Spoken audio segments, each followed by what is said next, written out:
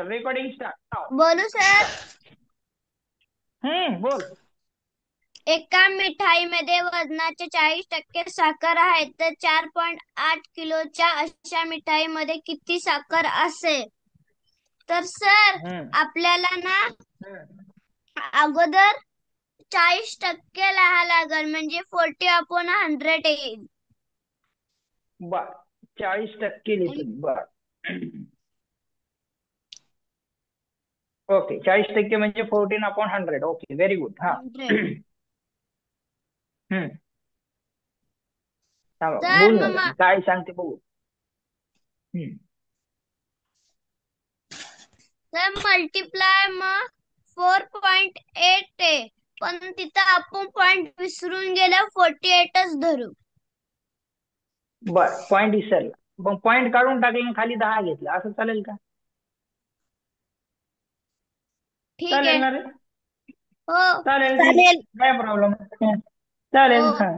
Multiply हा मग आपण डिवायडेशन केल्यावर 10 1 चा 10 10 4 चा 40.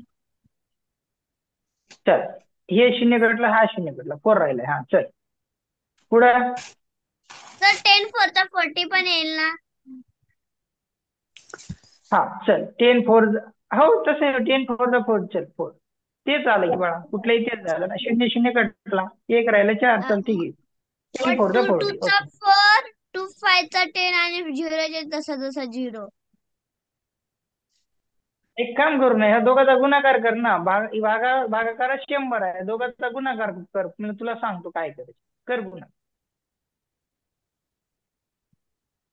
4 × 48 कर ना गुन्हा. हो कर ना मग किती वेळ लावतो. 8 × 32 हे 32 झाले. 4 × 16 म्हणजे 160 किती झाले रे? हा 192 होतेत का? 192. हा आणि भागिले 100. मग 100. आता खाली मग 100 आहे. दोन दोन शून्य आहेत म्हणून मग काय 2 करायचं? अंकानंतर आणि पॉइंट. आणि इथं दशांश म्हणजे उत्तर काय तुझं? 1.92.